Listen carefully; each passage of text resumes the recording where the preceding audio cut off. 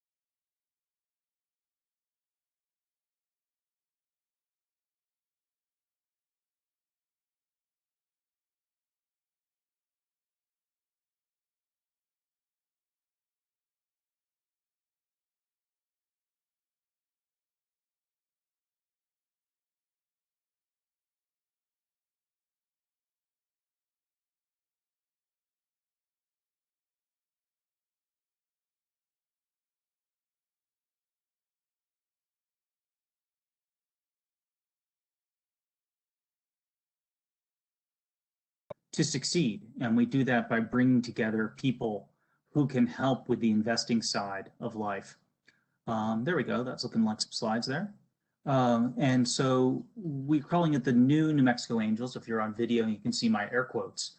It's for two reasons. One is we're in New Mexico, where with the pandemic, we've all learned that even though we're now coming back together in person, there's a new way that needs to be doing business, where we were very much valued being in person with people, handshakes, looking people in the eye and spending time getting to know each other. COVID made that challenging. And so how do we do business that is comfortable for us, culturally relevant, but also allows us to move forward? And so working with Zoom, with technologies like this, with phone calls, with trust of people, those are the things that New Mexico can authentically do. And at New Mexico Angels, we're very wedded to helping our businesses and our high growth entities to be able to be successful. And we want to do that by connecting you, them, the entrepreneurs, with the resources they need to be successful. And in the nonprofit world, you talk about the 3 T's, which is time, treasure, and talent. Treasure is obviously capital, so that's investment. But investment can come in many shapes and sizes. Time is the expertise of mentors, business professionals, retirees, which New Mexico, particularly Albuquerque and Santa Fe, has in abundance and can make available to companies either in cannabis, cannabinoids, hemp, and other similar industries, which is a great growth opportunity for our state. Having seen what other states in this nation have done with those industries and those sectors, we know that this can be a moneymaker both for new businesses, both for growing businesses and egalitarian. I see equity and inclusion is on this slide, and then also for the state to get some revenues to help with much needed efforts.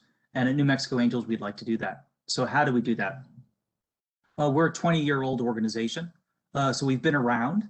The organization historically has worked with 4 or 5 companies a year, and on average, that assistance has been about $200,000 in equity or other financial assistance. And that is a very valuable jumpstart. $200,000 can be a lot of money for early stage companies.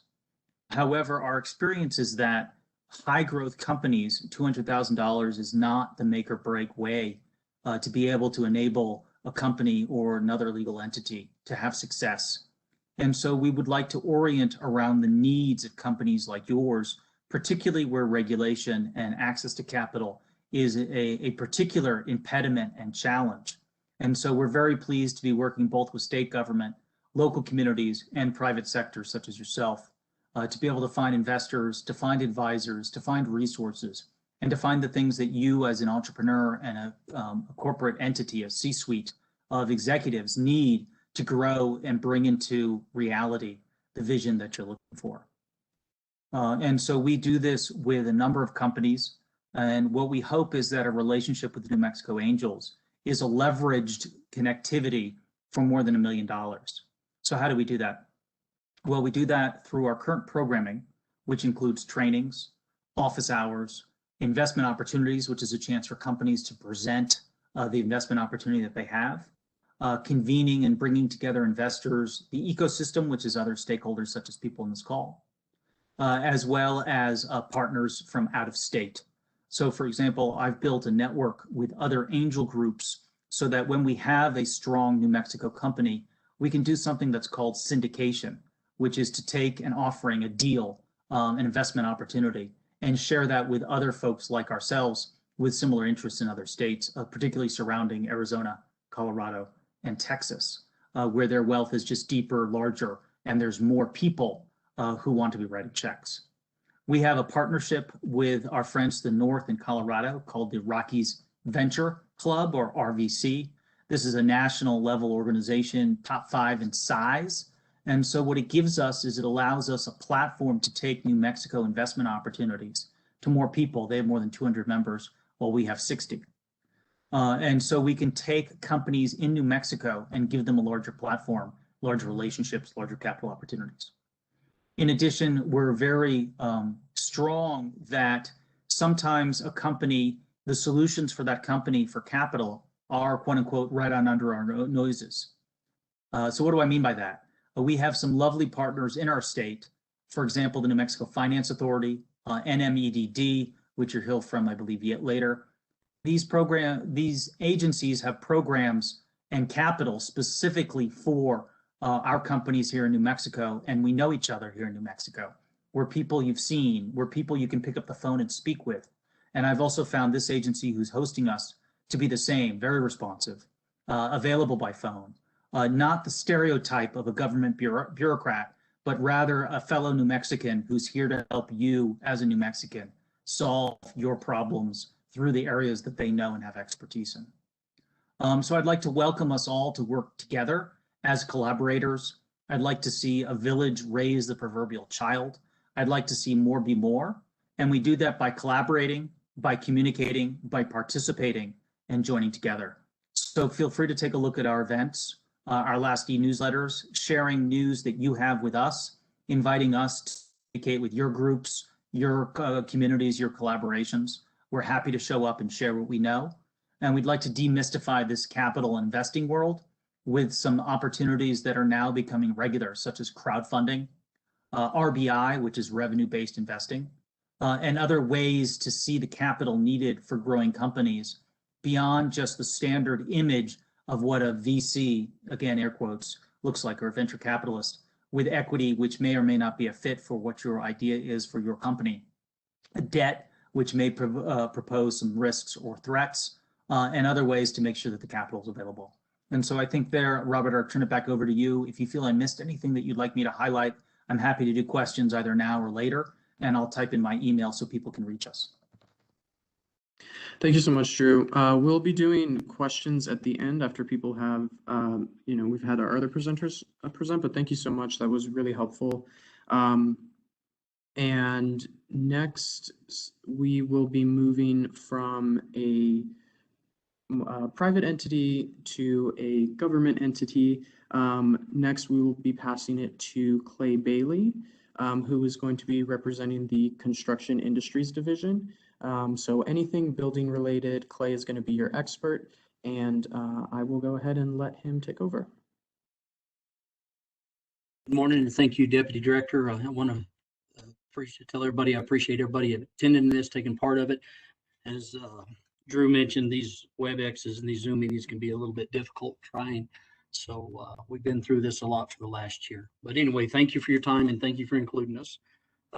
As the Deputy Director said, my name is Clay Bailey. I'm the Director of Construction Industry Division.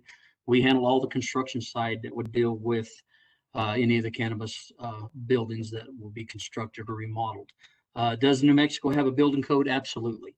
The current version of all the statewide building codes will be listed on a web or on the PowerPoint that the Deputy Director will send out, and it also has listed all the relevant building codes that we include and that we are using.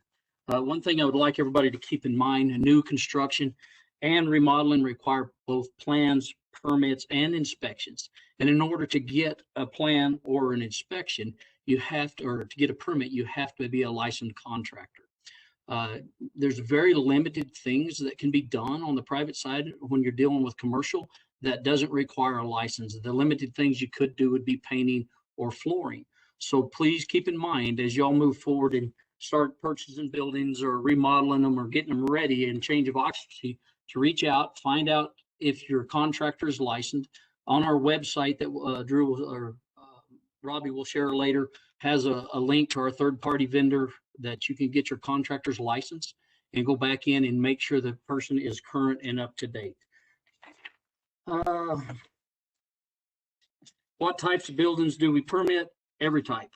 So if anything you're using, whether it's for the a greenhouse structure, the manufacturer, the commercial cultivation, anything to do with the structure will come back to us.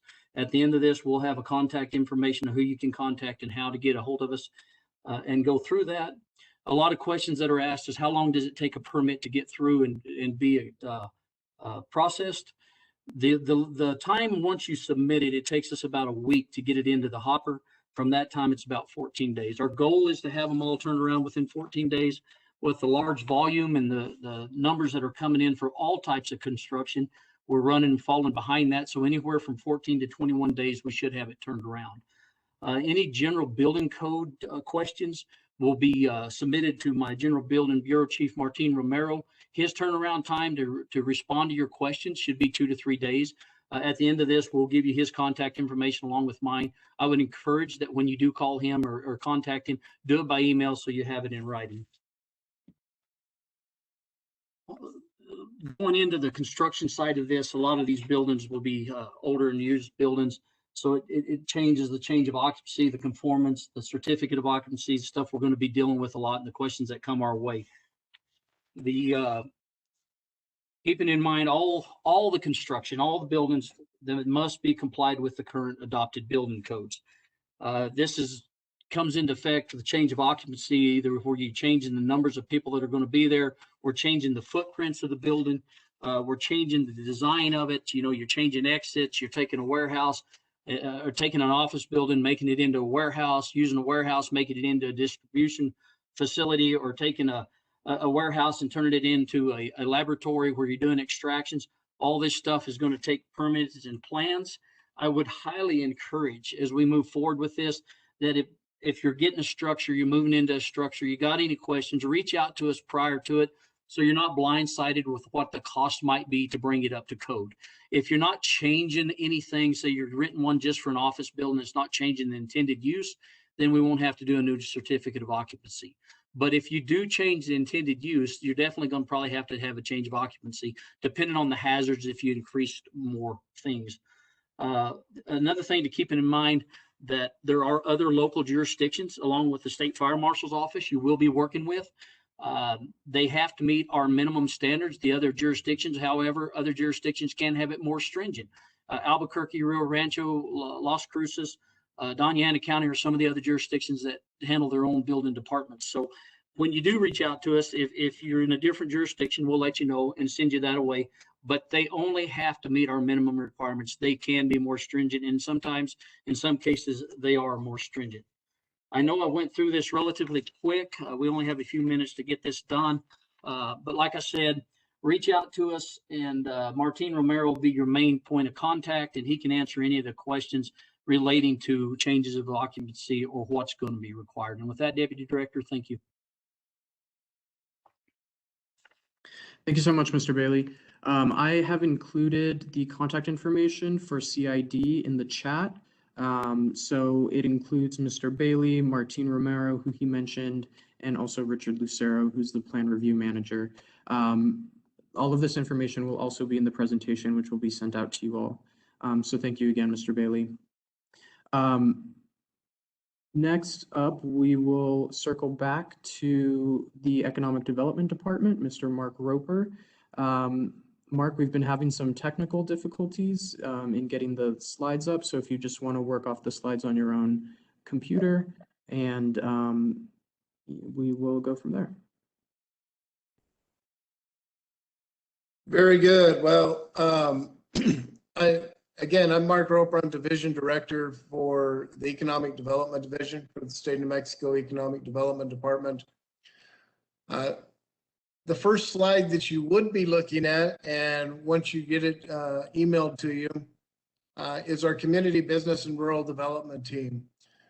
These are the people that live and work throughout the state of New Mexico within their regions. They are not based in Santa Fe. They are based in the region in which they represent. We have them numbered, but basically it's the Northwest, North Central, Northeast, the central part of New Mexico, then Southwest and Southeast. When you get that presentation emailed to you, all of their contact information is there. But you can also find your regional rep on our website. That's edd.newmexico.gov. Again, that's edd.newmexico.gov.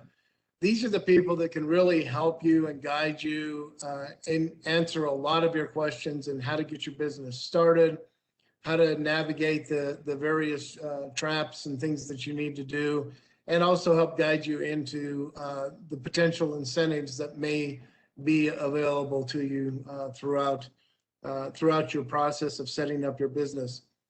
So again, go to our website, edd.newmexico.gov, find your regional rep. They will be your greatest asset.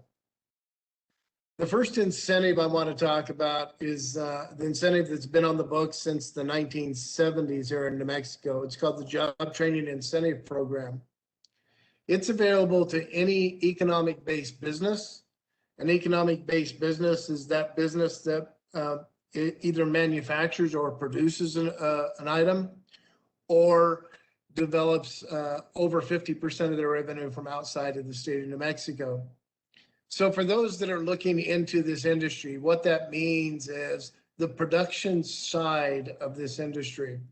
It won't help, job training incentive program won't help on the straight agriculture side, the growing of the plant. But once that plant is harvested and there is a process occurring, whether it be baking it, extracting oils, or whatever the process is, then it becomes a manufacturing process and considered a value-added ag project and would be eligible for the Job Training Incentive Program.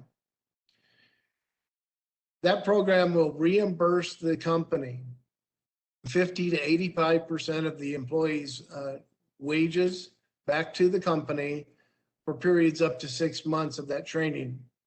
And again, that training will be based on the complexity of the job. The more complex the job, the more hours you get. But it'll be anywhere from 2 months to 6 months of their actual pay. You'll be reimbursed 50 to 85%. That reimbursement rate will be based on wage and the location of the facility. The more rural the facility, the higher the reimbursement rate. The more urban the facility, the lower the reimbursement rate. So that is how that program works. It's a direct cash reimbursement back to the company at the conclusion of training. I'll also note that this is, I know a lot of you that are probably listening are talking and thinking of the retail side of things. It is not for the retail side. It is for the production side, the development of the product on the value-added ag side. So that is where that will come in.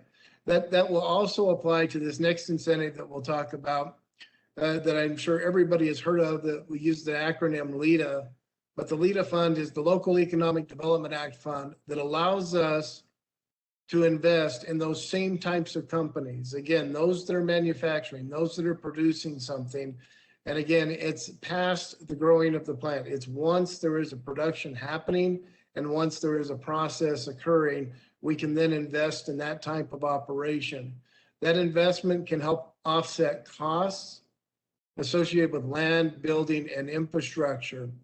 The basis behind this is we will look at what the capital investment of a project is, how many new jobs will be created, and the wages of those jobs and how they compare to the average wage in that area. So again, you'll be compared against the wages in your area. For example, somebody in Roy, New Mexico, developing a process will not be compared against the same wages as in Los Alamos.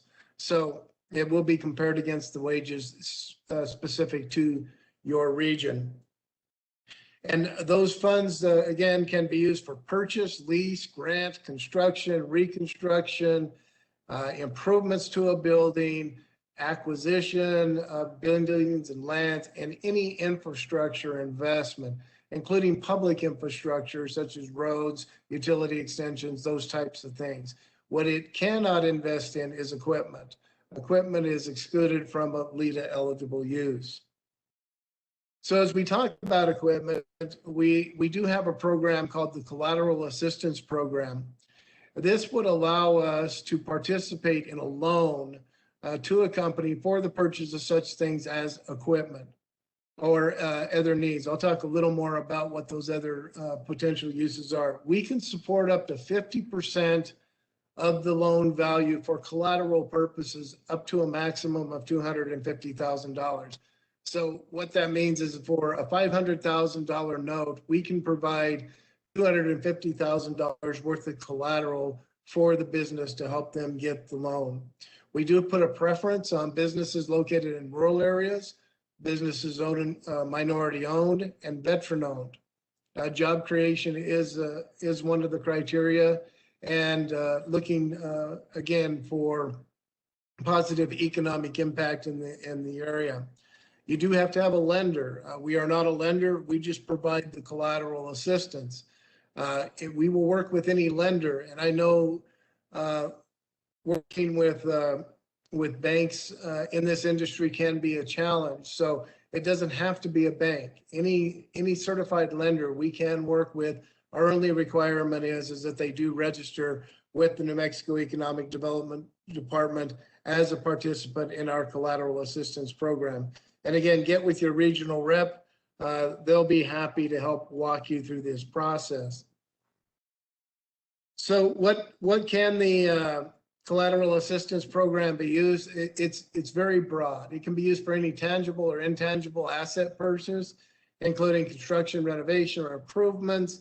It can go towards soft startup costs, working capital, franchise fees, equipment, and even inventory costs. So it's very flexible. And again, it is just a collateral piece. You do have to have a willing lender, but we can offset up to 50% of the collateral needs of that lender. So that was again, as we're all moving quickly, that was a quick snapshot. Again, we'll be happy to answer any questions. Get with your regional rep. They'll be happy to work with you on any of these programs. And again, our website is edd.newmexico.gov.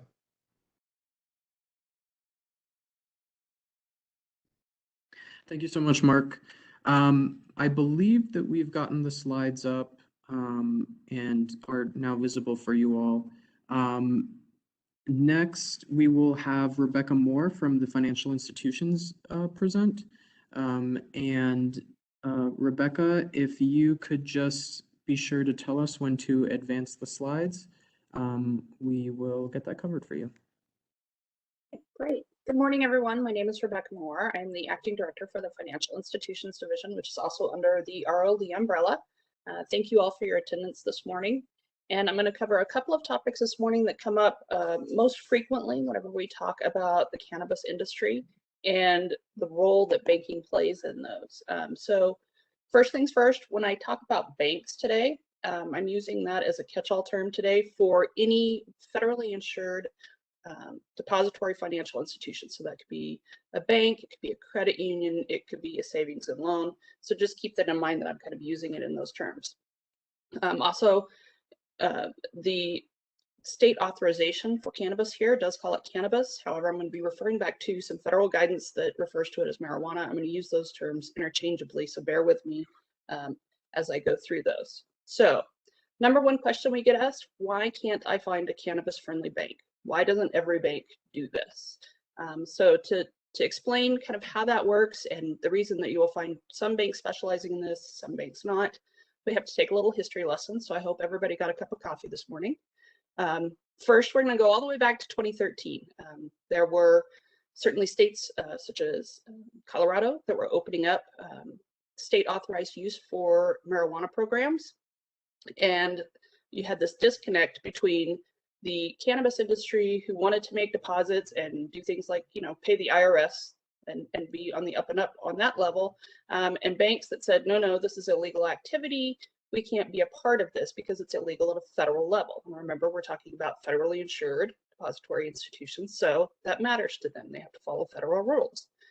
In 2013, the Department of Justice saw that there was a disconnect between the state authorization and what was illegal at a federal level and tried to fill that gap. Something that we call in the industry the Cole Memo. The official guidance, which I had to look up the other day, guidance regarding marijuana enforcement. We all know it as the Cole Memo.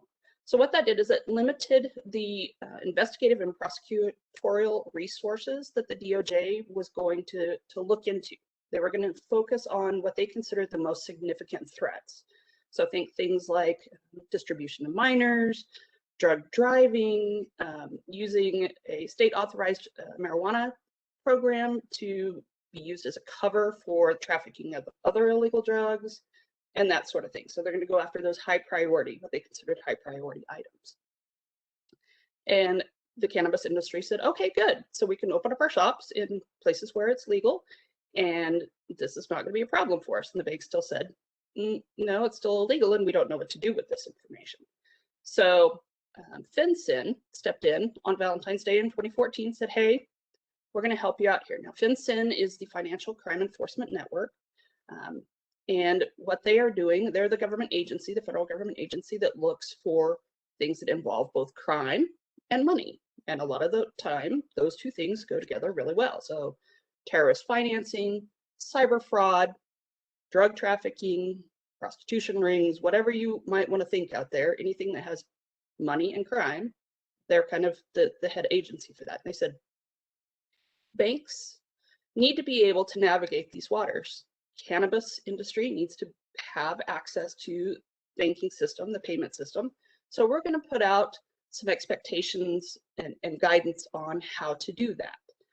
And if you want to look at a good place to figure out all about cannabis and banking, you're going to want to look at Fin-2014-G001.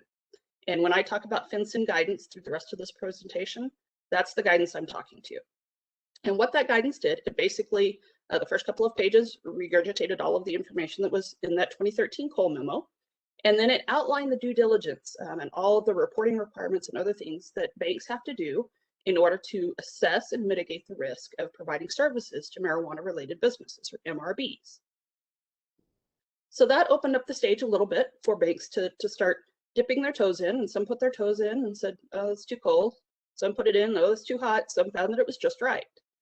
So we chugged along with that for a few years, and there were some industries that were able to, or some financial institutions rather, that were able to serve the industry. Along those lines, we chugged along for about 4 years. Got into 2018, we had a change at federal administration level. The DOJ says, no, we're rescinding the Cole Memo. We don't believe in that. And FinCEN said, that's great, we're keeping our guidance out there. This is still how we expect banks to handle marijuana-related businesses. There was, again, kind of a disconnect there. So legislation was introduced in 2019, Safe Banking Act bill. It was introduced in Congress, it didn't pass. Just this year, it was reintroduced in both chambers and had bipartisan support in both chambers. It has passed the House. The odds of it passing the Senate are iffy at best, because it is a very closely held chamber. So even if that does pass and it passes the Senate, gets signed into law, it provides some additional financial protection for financial institutions, would make things like lending easier. And that's a whole discussion for another day, but it does provide some protections for them. However, it doesn't get rid of all the stuff that banks have to do under that FinCEN guidance from 2014. So that's your history lesson. We're going to move on to some of that due diligence on the next slide. So what happens before an account can be established, and then what happens once it's opened? Why are banks so hesitant to take on cannabis industry accounts. So at a minimum, this is what your bank is going to ask you for if you're a cannabis business. They're going to have to go in before they can ever open the account. They're going to have to verify with the state that you are duly licensed and registered. They're going to ask you for a copy of the license application and all related documents that you submitted in order to get that license. They're going to have to then turn around and request any additional information from state licensing, law enforcement, any other authorities to get all of the information about the business and related parties. And here's an important part. After 2014, but prior to today, there have been some changes in Bank Secrecy Act, which kind of rules this whole monitoring program. And they don't just have to know about the business itself. They have to know who the beneficial owners are. So there may be one layer of an LLC, there may be a holding company, but they've got to find out at some point a certain percentage of ownership. They have to know everything there is to know about those individuals as well, not just the business. So that can be time consuming if there's a lot of layers in there. They have to develop an understanding of the normal and expected activity of the MRB. That includes the types of products you're going to sell. Are they edibles? Are they smoke? Are they, and I don't know enough about the industry, so I'm going to stop there. And who are they going to be sold to? Are you just selling medical? Are you doing medical, recreational, adult use? Are you doing both? What exactly are you doing? They're going to want to know those things. Great. They have to have all of that at a minimum before they can open an account. Once the account is open, they have to go further. They have to perform ongoing monitoring, both from publicly available sources for adverse information about the MRB and the related parties. So that could be news articles, that could be police blotters, that could be any number of things that are available to the public that says that something is going on. They have to monitor for suspicious activity. So this goes back to them understanding what normal and expected activity for an MRB is. And if they're new to the game, that makes it harder, right? To know what is normal and what is suspicious. There's red flags that are described in that FinCEN guidance, and they can look at those, and it's not just limited to those. Then they have to constantly refresh that information. You know, there's a big chunk of file somewhere that has all of that due diligence and all of that information that they have to keep recording and check that and look at it pretty much on a daily basis. And they have to do it in a manner that is commensurate with risk. So when you're talking about financial institutions, it's all about an appetite for risk and how they handle that. So you can boil down what we do with financial institutions is we look at financial institutions, determine if they are identifying, measuring, monitoring, and controlling or mitigating the risk. So that makes sense. And if you're dealing with something that is approved at a state level, but illegal at a federal level, that increases your risk. The next thing that kind of increases the risk is cannabis has typically been a cash-intensive business. Cash-intensive businesses have, in the past, been used for illicit activity. So that also increases the risk. So you can see how that risk kind of builds on top of itself. That's a lot of monitoring that they have to do every day at the bank.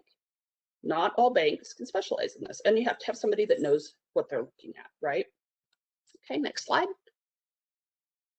All right, so the account's open and great, we found a bank, we opened the account. Holy cow, it's going to cost a lot of money. Why does it cost so much? Why are they charging me so much?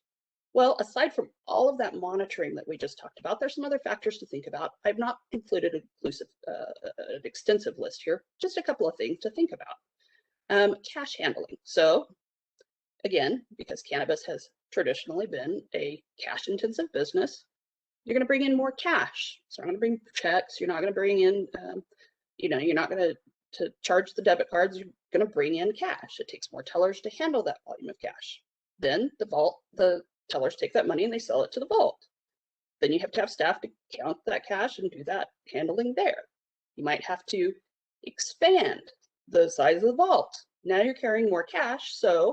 And of course, cannabis industry is bringing in, let's say, large bills, but they need smaller bills for change. So now we've got to sell the large bills and we've got to buy the small bills. So that takes more and more trips. And just like you see on the movies, there's an armored car that pulls up and brings out a bunch of cash and hands it to the bank, and the bank hands them their cash that they're selling. Works the same way. Those services aren't free. So you've got more staff, now you've got more trips. And as we all know, as you get a bigger house or a nicer car, you increase your insurance. And of course, when you increase your insurance coverage, those premiums increase. Banks deal with the same thing. Then there's those currency transaction reports. So if you take over a certain amount of money, then the bank staff has to fill out what's called a currency transaction report, or a CTR. So you're gonna stand there and you're gonna answer, okay, what's my address? What's my phone number? What's my social security number? I'm just gonna put out a word caution here. Don't try to avoid those reports. I know that they're annoying, I get that. But if you try to structure your deposits in a way to avoid those currency transaction reports, that's illegal, so don't do that, because that will get you in much hotter water in the long run. There are 3 reports that banks have to file with regard to MRBs. One of those is called a marijuana limited SAR, suspicious activity report. That is when the financial institution and the cannabis company, they're on the same page, everything looks like it's being done right, there doesn't look to be any additional illegal activity, any violations of state law, you're keeping up your licensing, everything looks good. They still have to take that big file that we talked about a while ago, that due diligence that they did. They have to take all of that information, how much cash you had in, how much cash you had out, what your activity levels are, what you're doing, the whole 9, and they have to put that into a marijuana limited SAR. They have to do that on a quarterly basis. Even with you doing everything right, them doing everything right, they still have to file all of that information on a quarterly basis. The next SAR that they would have to have is on an ad hoc basis, which would be a marijuana priority SAR. That's when they think something doesn't look right here. They don't have the activity level that we expected. You know, we're seeing something, we saw them, you know, I don't know, dealing arms in the back room or whatever the illegal activity of the day is. You know, something is wrong. Something doesn't look right. It doesn't even have to be proven that it's wrong. It just has to be suspicious. They don't understand it. Then that's when they file a marijuana priority SAR. And again, they have to file that on an ad hoc basis. So if they see something weird every week, they've got to file one every week.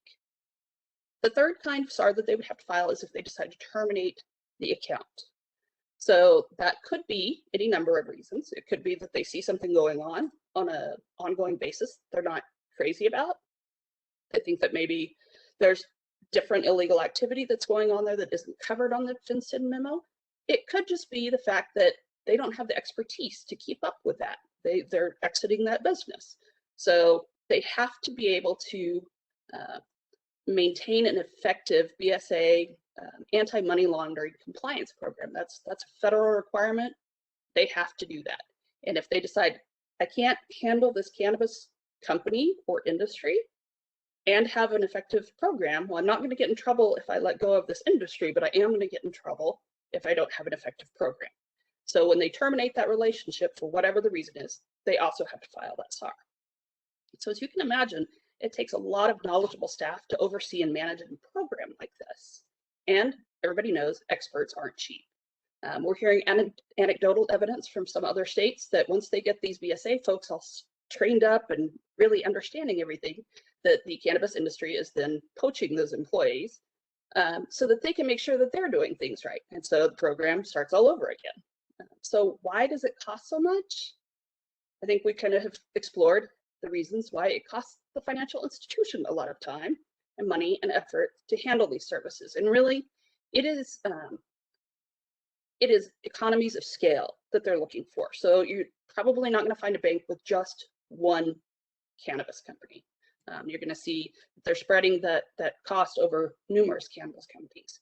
So that's why it's more difficult to find a bank that is cannabis friendly. There's a lot of work. There's a lot of work. And I see in the chat a question about which financial institutions are providing services to cannabis businesses in New Mexico today. I would love to be able to tell you that. However, I am bound by statute not to give out confidential information that I have gained on the job. But I will tell you a quick Google search, and I am sure you will be able to find the ones that are doing it here. And there are some here. So feel free to Google that and talk those over with those banks. So I think that's the end of my presentation. Thank you, everyone.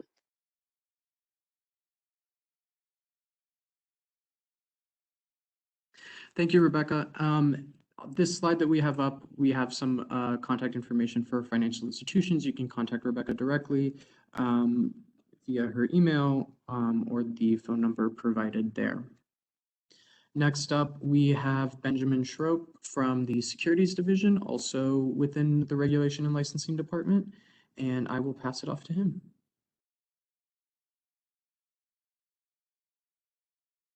Thank you very much, Robbie. My name is Benjamin Schroep. Good morning. I am the interim director and an attorney with the Securities Division of the Regulation and Licensing Department. Bear with me as I try to get my outline up here. And apologies. I'm going to tell you briefly a little bit about what the Securities Division does. We regulate securities transactions and people within the securities industry in the state of New Mexico. Now, a security means an investment instrument. It doesn't have to be in writing. Just like a contract, it can be verbal and still constitute a security. Again, we regulate people and businesses that sell securities. The Securities Division also has a public education and outreach component and also an enforcement component. And one of the things the public education and outreach folks do is conduct community events. They do presentations to educate consumer investors and the public about the securities markets and potential pitfalls that may exist. Our enforcement division, we're statutorily authorized to employ certified peace officers to investigate potential illegal activity involving securities. We also employ attorneys that can prosecute cases administratively, civilly, or criminally. Now, all states regulate securities. Securities are also regulated at the federal level. And why do we do this? Well, it's to protect investors and promote confidence in the marketplace. And I'll give you a very, very brief history lesson, and please bear with me. After the Great Depression, a lot of people lost money, and these laws called blue sky laws became kind of uniformly recognized as necessary to protect investors. And by the 1950s, pretty much every state had what are known as blue sky laws on the books. And what these essentially do is hold issuers, offerers, sellers of securities and investments accountable by having reporting requirements and things like that. And by holding these issuers and sellers accountable, it in turn promotes confidence and protects consumer investors. Next slide, please.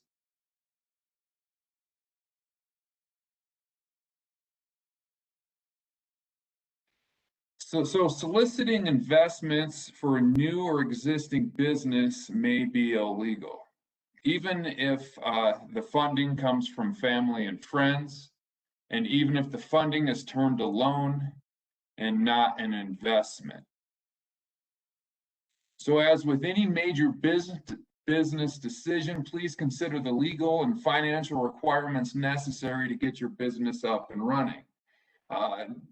Think about if you were to buy a multi-million-dollar piece of real estate, like a home or a piece of land. You certainly want to employ people that know what they're doing, that are familiar with real estate transactions. Same goes with starting a business. Consider employing an attorney or an accountant knowledgeable about securities. Also, this particular presentation focuses mostly on registration and that sort of thing. However, please be aware it is illegal for any securities offering for the offerer or issuer to steal investor money. Misappropriation is illegal of investor money. Of course, it's illegal to defraud investors or potential investors, material misstatements, and even sometimes omissions of material facts when soliciting investments. These are in fact illegal activities related to the selling of securities. Next slide, please. So registering securities. This is very, very fact specific. It depends a lot on the type of investment, who the investors are, where the investors are located, how much is the initial offering. Very, very fact specific. In fact, there's entire graduate level college courses, law school courses, and I could go on and on, probably the rest of the day, about registering requirements and various exceptions. I only have a few more minutes, so I'll try to keep it as short as possible. But I do want to say, if you get anything out of this presentation from me today, that is, please contact the Securities Division with any questions or with any concerns, because we are absolutely here to help and we want to help. But back to registering securities. It absolutely depends on the type of investment, investors, etc. You may have to comply with federal law. You may have to comply with state law, sometimes even more than one state. The states definitely try to integrate their systems with each other and with the federal systems. We do want to avoid redundant paperwork and tasks on the part of the registrar, the person registering the security. We really want to make a complex process as simple as possible. Also, there are a lot of small business exceptions. These are known as common exemptions. These also have filing requirements, sometimes what are known as notice requirements, where the filer simply fills out a form indicating that the filer wishes to take advantage of a notice filing, i.e., I qualify for this exemption. Here's some basic information, and conceivably, one's kind of good to go from there to really simplify it. But these sort of common exemptions, they're much less complicated than traditional filings. And again, if you have any questions about whether your business or your offering will fit within one or some of these exceptions, next slide, please. Contact us. Please contact us. We're here to help. We enjoy working with the public. We want to ensure businesses are complying with the law, and we really want you to succeed. So good luck, and thank you very much for your time this morning. Below on the slide is our contact information, our website, direct line to our registration manager. Also contact information for the Securities and Exchange Commission's information for small businesses, and then the coordinated review program, and that's for multi-state offerings if you anticipate investors in multiple states. And again, that can get a little complicated. Contact us if you need any help with that. Employ an expert in securities if you need any help with that. Again, thank you for your time. That's all I have.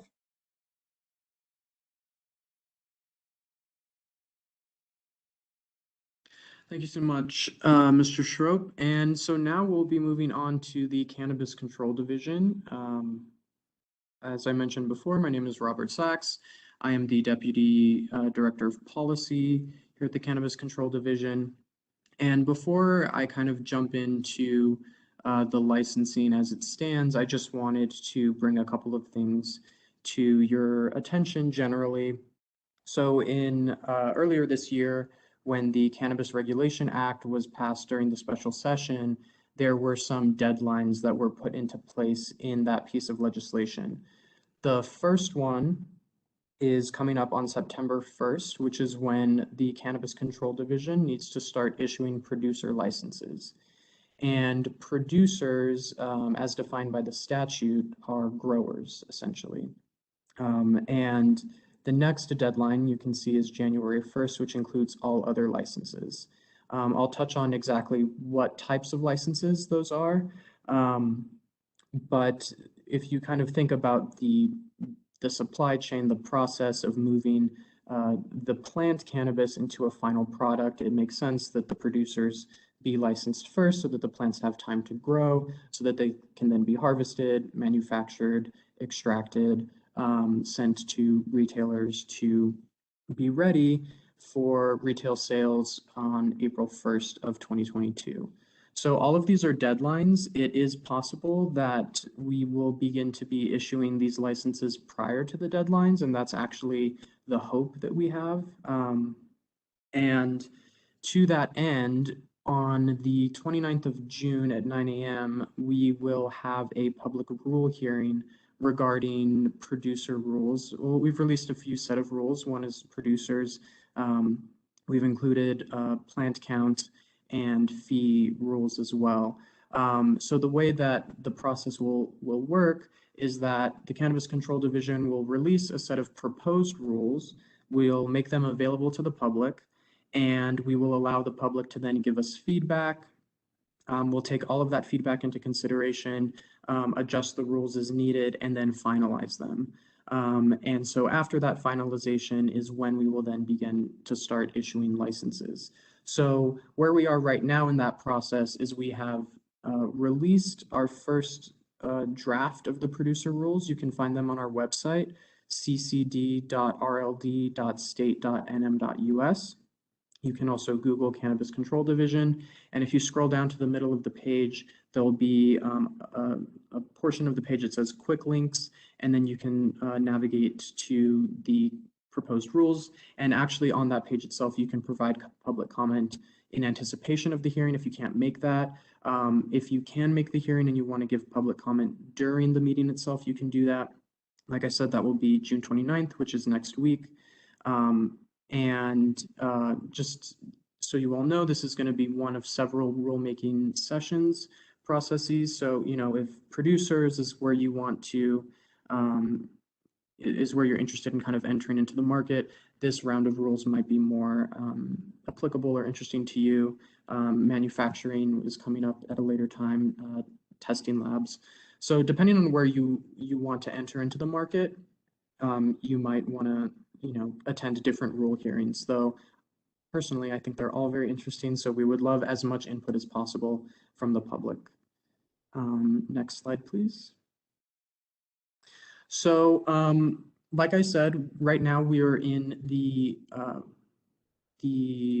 we're in preparation for a rule hearing. So, all of the rules are still proposed. However, statutorily, you know, the Cannabis Regulation Act did kind of just set in stone some licensing fees. And so really quickly, I'm going to run through what these different license types are, what they mean, and then their corresponding fees. So these, you can also find them, like I said before, on our website in the proposed rules. So the first license type that you'll see is a courier. That's someone who will transport cannabis either between a producer, manufacturer. It could even be to a consumer, an end consumer. You know, you can take the cannabis from a dispensary, let's say, and deliver it to the customer. The testing lab, when you grow cannabis, you know, we have to make sure that that there are not a lot of pesticides, heavy metals, and that the THC content or the CBD content, you know, you need to know exactly how much is in the particular plant, so that when you give the ultimate product to your consumer, they know exactly what they're consuming. So that is a separate type of license. You have the manufacturer license. So the manufacturer will take the raw product, package it in some way. They can extract, they can make edibles, tinctures, different types of products from the plant itself. You have your retailer licenses, which are, you know, people typically think of as dispensaries. Your research laboratory, which apart from the testing laboratory, will actually be researching cannabis to see if there are other uses for it. There are a variety of ways that researchers use cannabis, so that is an option for a license as well. We have a vertically integrated cannabis establishment. So if you're interested in having a license that covers multiple of the areas that I talked about, so for example, if you want to grow and manufacture and sell and courier, for example, you can have one license that encompasses all of those different activities. And that's what a vertically integrated cannabis license allows you to do, is to combine different activities. A cannabis producer micro business is, like I mentioned before, producers are growers. So a producer micro business is a smaller operation, and they're determined by the amount of plants that you're growing. I'll circle back to fees in a bit, but you can see that as long as you're under 200 plants, you can be considered a micro business, but there are tiers, at least as it relates to fees, within micro businesses. And like I mentioned with vertically integrated cannabis establishments, where you can have different activities within one license type, you can also similarly do that as a micro business. So there are restrictions on that. You can have one grow site, and then like I mentioned, you can grow 200 plants or less. And I just want to mention with plant count, that's at one time. Depending on the type of grow that you have, indoor versus outdoor, there are several harvest cycles that you can have. So at any one time, your plant count cannot exceed 200, but that does not mean, it depends on your operation, how many plants you can have in 1 year. But back to the integrated cannabis micro business, if you wanted to have a grow facility, you can also have a manufacturing facility, a dispensary, and you can courier as well. But the restrictions on that is that you need to have one grow site, one manufacturing site, and one retail site. So the idea is, for smaller people who kind of want to have their own vertically integrated business, they can do so. The last one is a cannabis consumption area. So that is, the name I think is a little bit self-explanatory, but it is a place where cannabis can be consumed on site. So running through the fees, you'll notice on the left-hand side under the proposed fees column, it'll say how much a license is annually. And then if you want to add an additional person or location, depending on the type of license, that is what that additional fee to the right states. So for example, looking at a courier license, you would pay $250 to have a license for yourself or one person who would be couriering, and then additional couriers would incur a fee of $100, but it would still be within the same license type. So similarly with testing lab, if you had multiple sites, your first testing lab would be $2,500, and any additional licenses from or sites from that same license would be $1,000. So you can see that for the testing lab, manufacturer, producer, retailer, research laboratory, they are all $2,500 for your first site, and then any additional sites would be $1,000. That's annually. And for vertically integrated cannabis establishments, that's $7,500, and any additional integrated sites would be $1,000. And so, like I mentioned before, for cannabis producer micro businesses, there is another distinction. So you have your 200 plant count limit to be considered a micro business, but then within that, for purposes of fees, if you're growing 100 plants or less, then that's $500 a year. And if it's anywhere from 101 to 200 plants, that's $1,000 a year. For integrated cannabis micro businesses, it depends on how many activities you decide to take part in. So if you wanted to just be, let's say, a grower and a manufacturer, each activity is, I believe, so you start at 1,000, and then when you add on a different activity, your license fee will increase depending on how many activities, but it won't exceed $2,500. So I believe the increments are in 500. So, if you produce, if you grow, that's 1,000. If you manufacture, then you add 500. If you retail, another 500. And if you courier, I believe, then an added 500. And cannabis consumption areas, flat fee of 2,500. And if you could go to the next slide, please. Another fee that you'll have to keep in mind is plant fees. And when I talk about plant fees, just keep in mind that If you are a micro business, producer micro business, so if you grow 200 plants or less, or if you're a vertically integrated cannabis micro business, so you grow 200 plants or less and you have your own smaller supply chain, these fees do not apply to you.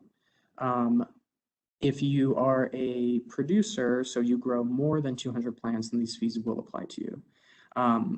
And again, these are proposed rules. The fees that I mentioned earlier, the licensing fees, a lot of those were determined statutorily, so there's no room for us, you know, if we receive public comment about some of those fees, there's not a lot that we can do. But we do appreciate feedback for plant fees. This is something that we do have discretion, some discretion in. And so, like I said, micro businesses and vertically integrated micro businesses are exempt from these plant fees. If you are growing for adult use, and you can see how we've stratified the per plant fee according to the amount of plants that you grow. So if you grow 200 to 2,500 plants, that will be $18 per plant if it's for adult use. If you're solely growing for medical, the plant fee drops, as you can see in the last column on your right, by half. So if you're growing 200, anywhere from 201 to 2,500 plants, the per plant fee for adult use would be $18. For only medical use, that would be $9. So if you're growing for both, that would you would have to pay the adult use fee. But if you're only focusing on medical, then you can get a reduced medical per plant fee. And then level 2 will have 2,501 to 3,500 plants. That'll be $20 a plant. And from 3,501 to 4,500 plants, you'll have 22 for adult use and $11 for medical use. So if you could advance to the next slide. So one thing that we really want to stress is we're trying to make this as streamlined as we can. We're moving from a paper application process that the medical producers had to submit for their licensing before this Cannabis Regulation Act passed. We're moving it to be completely online.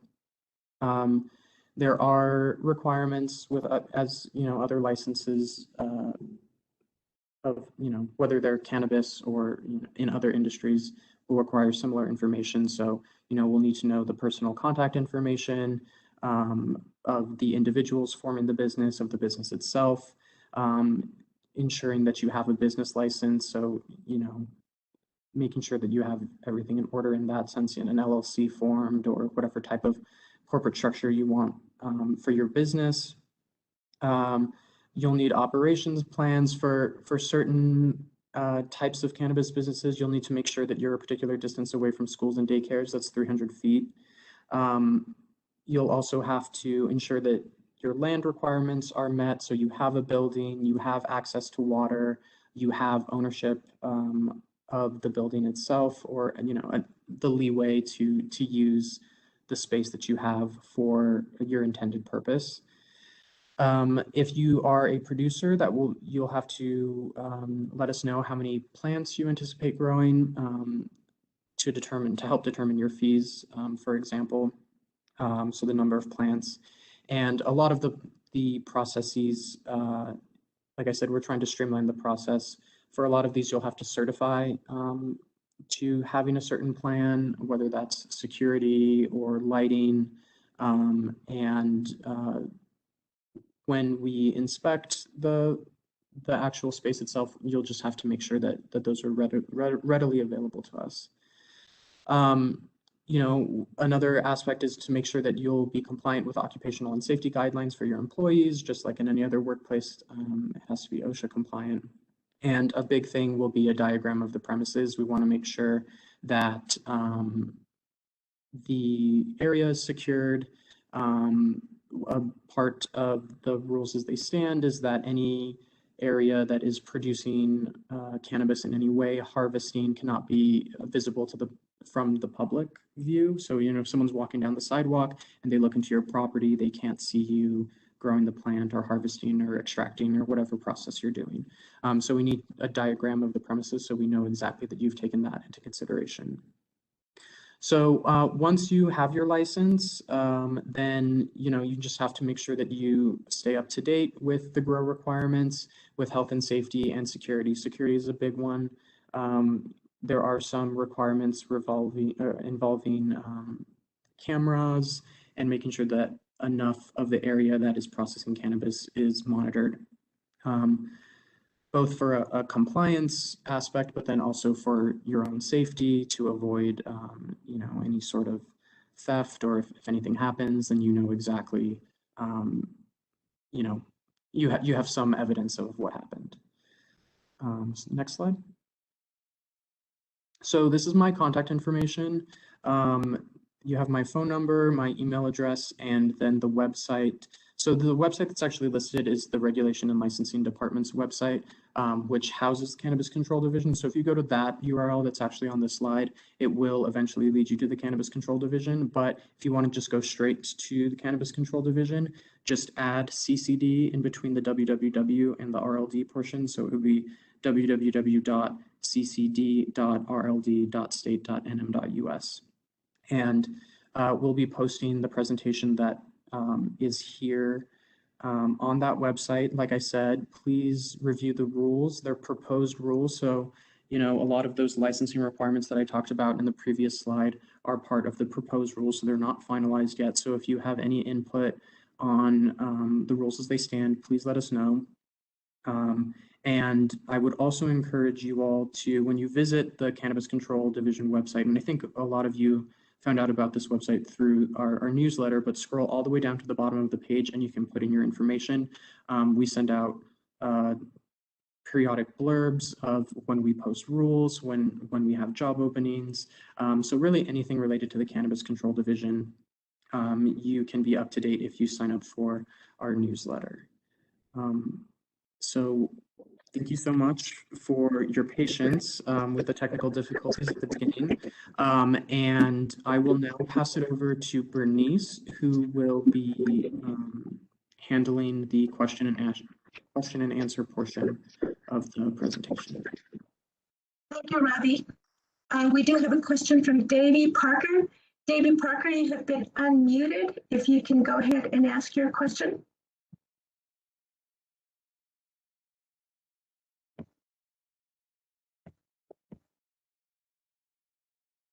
Davey Parker? Okay, Robbie, we do have a couple of questions in the chat box. Is there a residency? Let's see. How long will each person be allocated to speak during the public hearing on the 29th? I believe that will be 2 minutes. So if you have a more lengthy response, you can draft a letter if you want, sorry, let me back up a little bit. On the website that I mentioned before, you can submit a public comment on, there's a little box that you can submit that through. There's also an email address that's on that website. So if you want to write something a little bit longer, include a PDF or a Word document, a letter of some sort, you can type that up and email it to us. Just something to keep in mind, it is a public comment. So anything that's posted on the website or sent to us will be made publicly available. And so all of our public comments so far are actually on our website on that page.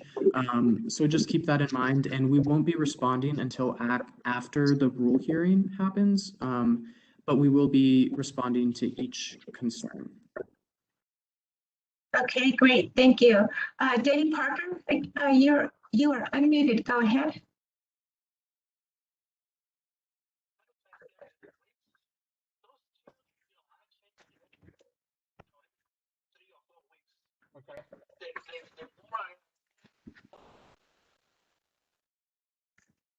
Okay, I think Davey's on the phone. Next person, Bartholomew, you are unmuted, go ahead. Has the department started accepting applications yet? No, we haven't started accepting applications yet, and we will not until the rules are finalized. And at that point, we will let you all know. Like I said, please sign up for our update list. Once those rules are finalized and the application is live and ready to go, we will let everyone know. But as of right now, they're not open. Next question unmuted is Brian Farrell. Brian, go ahead and ask your question.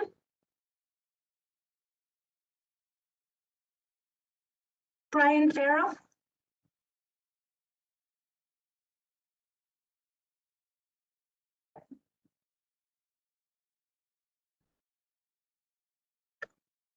Okay, Patricia Monahan, I'm going to unmute you if you want to ask your question. Thank you. First, I just wanted to clarify, Mr. Sachs, Robert Sachs, did you say that you are the new Deputy Director of the Cannabis Control Division? No, I'm the Deputy Director of Policy within the Cannabis Control Division. There will be a Director of the Cannabis Control Division coming on board hopefully soon. Thank you, Robbie. Gustavo Wong, you have been unmuted. Do you have a question? Yes, hi. One quick question. For the part that it says the vertically integrated cannabis establishment, does this mean that it would be allowed to have the different types of, like I would say, growing and retailing in the same establishment? Would that be allowed? So not the same establishment, but within the same license, you would be able to do that. So within the same license, you could have a grow facility and a retail. But I don't believe that they can be within the same building. Okay, I was just referring to some of because that's how some establishments are made in Colorado. I just wanted to see how the state was going about that specific subject. And one other quick, are there any, I heard you mention there's a certain restriction from a distance of schools and daycares. Would there also be a restriction in terms of the borderland of Mexico? There are no restrictions for the border, but one thing that I will mention regarding restrictions generally is an important thing to keep in mind is that local jurisdictions, including cities, counties, can implement zoning restrictions that is completely out of our purview. So when you're thinking about, if you're looking at a particular property and it's close to a school or a daycare, or maybe it's a little bit out of place in the neighborhood, like it would be the first business, check with your local jurisdiction to see how they've decided to zone cannabis related businesses, because they are allowed to implement some reasonable time, place, and manner restrictions. So just, as you're looking at places to start your business, just keep that in mind to check in with the city and the county. Thank you. Next question is for Susan Moraz. Sir, if you can ask your question.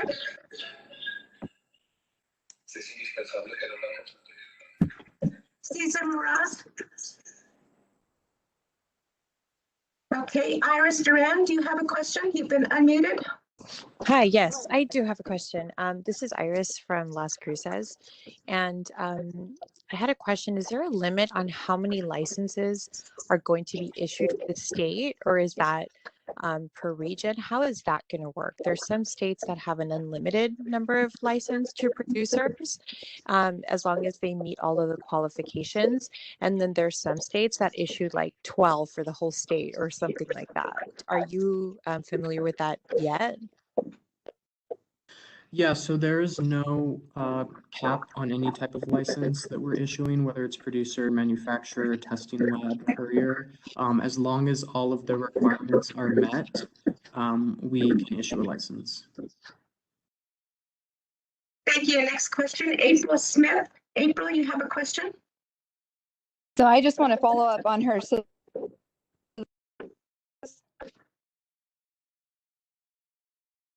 I'm sorry, April, can you repeat your question, please? So I just want to follow up on the last question. So there's no cap on retail licenses? Correct.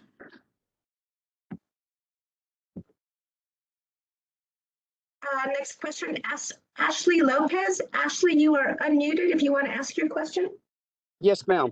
How about if our town don't have nothing yet that we know of about zoning rights and we want to get a building or something, which we're the 300 feet away from a school, daycare, or church? Who directly we contact, or how we do if they tell us we don't know? Unfortunately, that would just be, if they don't have anything at the time, then, you can go ahead and do it so long as it doesn't conflict with the distance requirements that we have, which is 300 feet from a school or daycare for cannabis consumption areas. And one thing to note too, in the legislation itself, if you buy a piece of property, let's say, and start a grow facility, and then later a school or a daycare pops up, or let's say a cannabis consumption area, you have a cannabis consumption area, and a year later, a school or daycare opens up closer than 300 feet away, you cannot be closed down because someone moved in after the fact.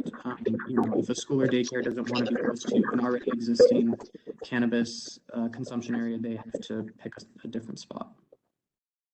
Robbie, I apologize interrupting. This is Clay with CID. Let's be sure on the zoning questions too to shift them over to our team. Most of the areas have zoning that we require. Somebody sent a question in about this, and we will be sending on the plans and permitting. That's part of the requirements, the zoning to be signed off on. But the few areas that don't have it, if you can direct them over to us, I think it would be beneficial. Sorry to interrupt. Thank you. No, that's perfect. Thank you, Clay. Next question, Jeffrey Rodriguez, you are unmuted. You can ask your question.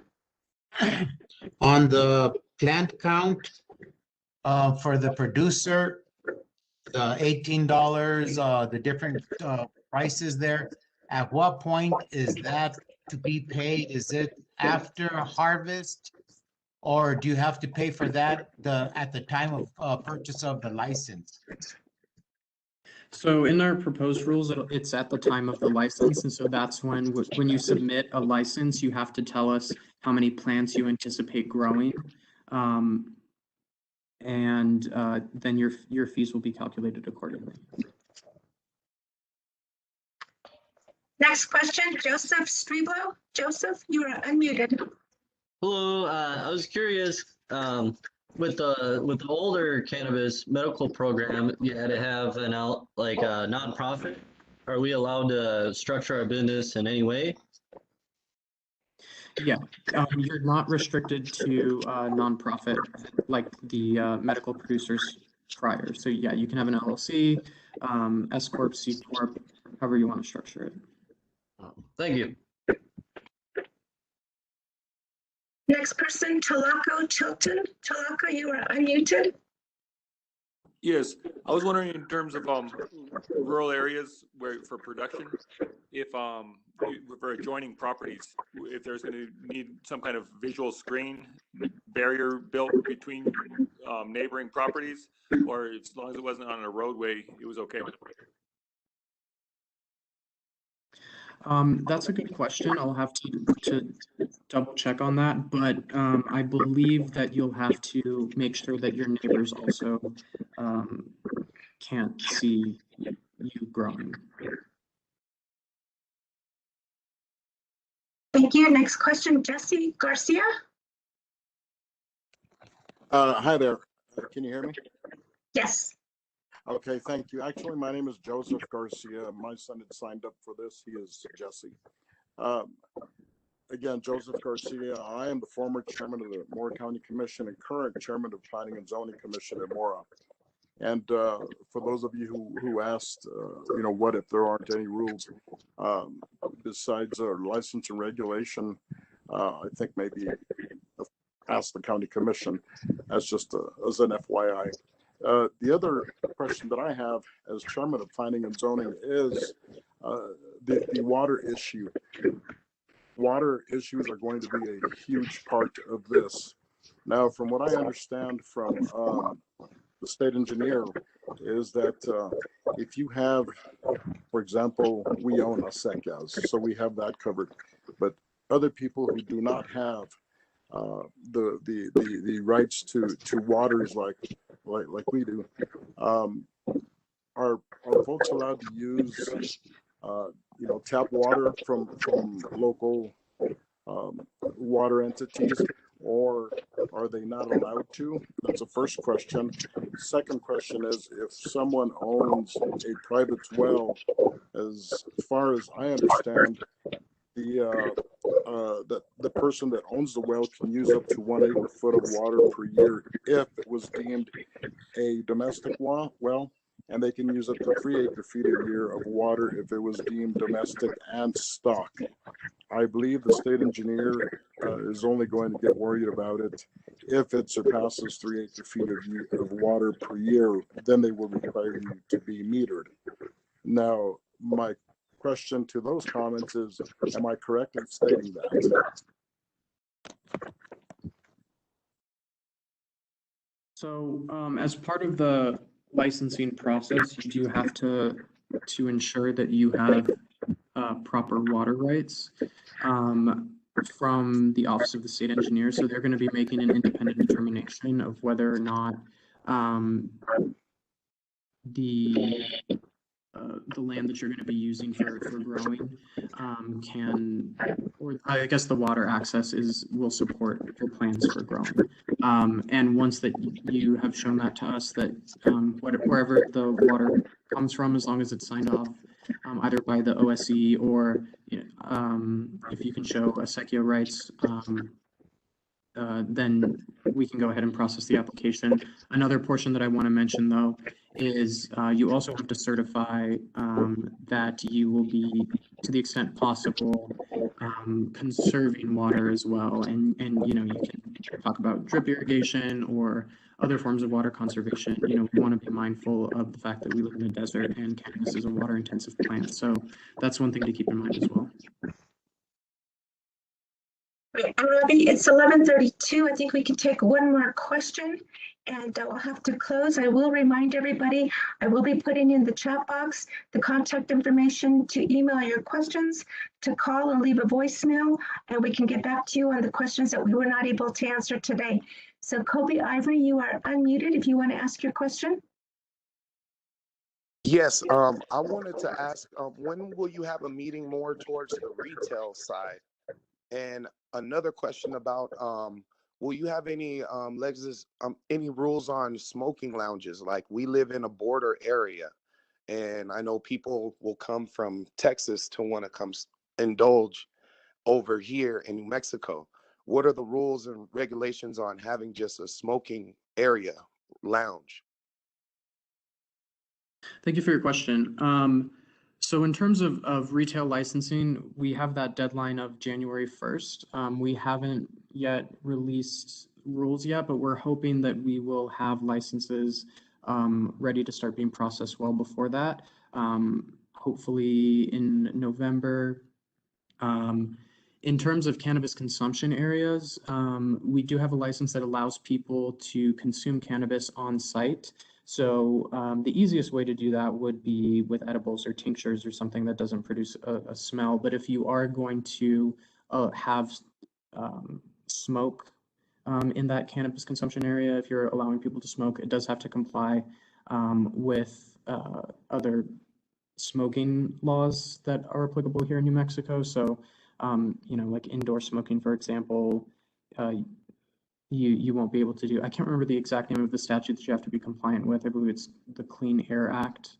But so, the rules regarding smoking cannabis on site will mirror cigarette smoking. But again, another thing to keep in mind that cannabis consumption areas do have that built-in distance limit from schools and daycares, and potentially can have other zoning restrictions as well. So thank you all for your time. I really appreciate all the participants. We at one point had close to 500. So we very much thank you for taking the time to sit through. Thank you to the presenters. Apologies to Drew and Mark for not having your slides up as you were presenting, but we will make sure that those slides are disseminated and that the contact information for all of the departments and individuals and organizations that presented today will be included in the slides. Like I mentioned, this recording will be posted online in case you want to go back and look at it. Or share it with anyone that you know. Just a reminder that the rule hearing happening next week, we encourage as many participants as possible to attend that. And we will be having future presentations as the rules actually become finalized related to licensing. We're going to be coming out with guides related to economic development for rural areas. So there's a lot of resources that will be coming out from the Cannabis Control Division, including more presentations.